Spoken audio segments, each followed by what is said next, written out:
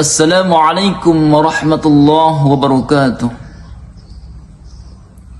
Alhamdulillahi rabbil alamin. Assalatu wassalamu ala ashrafil anbiya wal mursalin Sayyidina Muhammadin wa ala alihi wa sahbihi ajma'in. Rabbi syrah li sadri wa yassir li amri wahlul 'uqdatam min lisani yafqahu qawli. Para pemirsa yang dimuliakan Allah Subhanahu wa taala, baginda Rasul pernah bersabda, Sayyidul syuhur syahrul Ramadan, Sayyidul ayyam yaumil jum'ah. Penghulu bulan adalah bulan suci Ramadan dan penghulu hari adalah hari Jumat. Ramadan adalah bulan yang mulia, Ramadan adalah bulan yang agung karena di dalamnya diturunkan Al-Qur'anul Karim, maka dikenal dengan nuzul Quran, turunnya Al-Quran. Al-Quranul Karim diturunkan oleh Allah Subhanahu wa taala di bulan yang penuh mulia dan malam yang penuh berkah yang kita kenal dengan malam Lailatul Qadar. Maka tahapan Al-Quranul Karim diturunkan oleh Allah Subhanahu wa taala dengan dua tahapan. Yang pertama, Allah Subhanahu wa taala menurunkan Al-Qur'an sekaligus dari Sidratul Muntaha, Lauhul Mahfuz sampai dengan langit dunia yang disebut dengan Baitul Izzah. Dari Baitul Izzah barulah diturunkan secara beransur-ansur kepada baginda Rasul Muhammad sallallahu alaihi wasallam. Maka wahyu yang pertama yang Allah Subhanahu wa taala turunkan kepada baginda Rasul adalah yakni surah Al-Alaq dari ayat 1 sampai dengan ayat 5. Allah berfirman, Iqra bismi rabbikal ladzi khalaq, khalaqal insana min 'alaq, Iqra wa rabbukal akram, allazi 'allama bil qalam, 'allamal insana ma lam ya'lam. Maka wahyu yang pertama adalah perintah Iqra, membaca. Baginda Rasul Muhammad sallallahu alaihi wasallam hidup di tengah masyarakat jahiliyah, masyarakat yang penuh dengan kebodohan.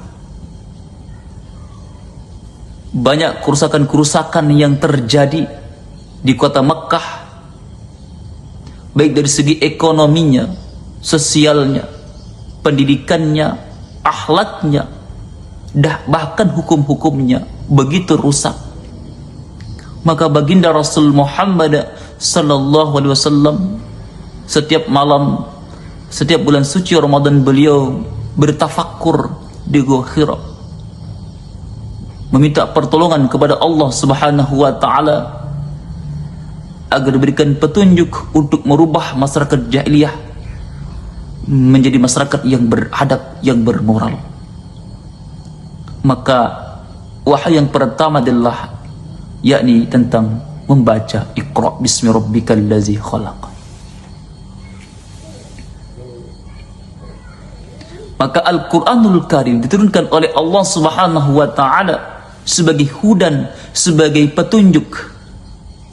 Sebagaimana Allah Subhanahu wa taala berfirman, "Dzalikal kitabu la raiba fih." Inilah kitab Al-Qur'anul Karim. La raiba fih. Tidak ada keraguan. Hudan lil muttaqin, dan petunjuk bagi orang-orang yang bertakwa. Bahkan di surah yang lain atau di ayat yang lain Allah Subhanahu wa taala berfirman, "Syahrul Ramadan allazi unzila fihi al-Qur'an hudan linnas wa bayyinatin minal huda wal furqan."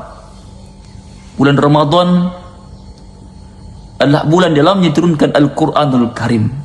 Hudan linnas, petunjuk bagi manusia, bagi orang-orang yang menjadikan Al-Qur'anul Karim, baik individunya, keluarganya, masyarakatnya, bahkan bernegara, menjadikan Al-Qur'anul Karim sebagai pedoman hidupnya, maka akan tercipta keberkahan, rahmat dari langit akan turun untuk kita, bahkan keberkahan dari perbumi akan keluar untuk kita.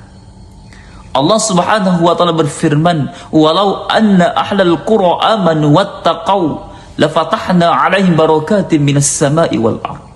Sekiranya, kata Allah Subhanahu wa taala, penduduk suatu negeri, individunya, masyarakatnya, negaranya, amanu wattaqau, beriman bertakwa kepada Allah Subhanahu wa taala, pemimpinnya beriman kepada Allah, masyarakatnya beriman bertakwa kepada Allah, keluarganya, individunya beriman bertakwa kepada Allah Subhanahu wa taala, la fatahna 'alaihim barakatin minas sama'i wal ardh, maka keberkahan dari langit akan turun kepada kita dan keberkahan dari bumi akan keluar. Itu janji Allah Subhanahu wa taala dengan dua syarat, amanu wattaqau, beriman bertakwa kepada Allah Subhanahu wa taala.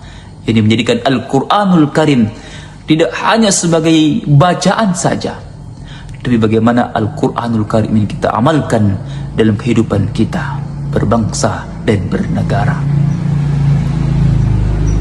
Tapi jikalau kita mengabaikan Al-Quran, pada Al-Quran ini dijadikan sebagai pedoman hidup kita, tapi kita acuh tidak mau menjadikan Al-Quran sebagai pedoman hidup, maka Allah Subhanahu wa taala akan memberikan penghidupan yang sempit untuk kita. Ekonomi akan sempit, atau ekonomi kita akan rusak, akan bermasalah. Sosial kita pun juga, pendidikan kita, moral bangsa, moral anak muda kita akan rusak. Kenapa? Karena tidak berpedoman kepada Al-Qur'anul Karim.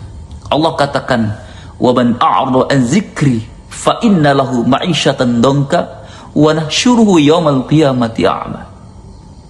Dan barang siapa, kata Allah Subhanahu wa taala, berpaling dari az-zikri, az-zikri nama lain dari Al-Qur'anul Karim, berpaling dari Al-Qur'anul Karim, maka akan mendapatkan penghidupan yang sempit. Wa nahsyuruhu yaumal qiyamati a'ma, dan kami, kata Allah Subhanahu wa taala, akan mengumpulkannya dari kiamat dalam keadaan buta. Itulah ancaman Allah Subhanahu wa taala kepada manusia yang tidak menjadikan Al-Quran sebagai pedoman hidupnya.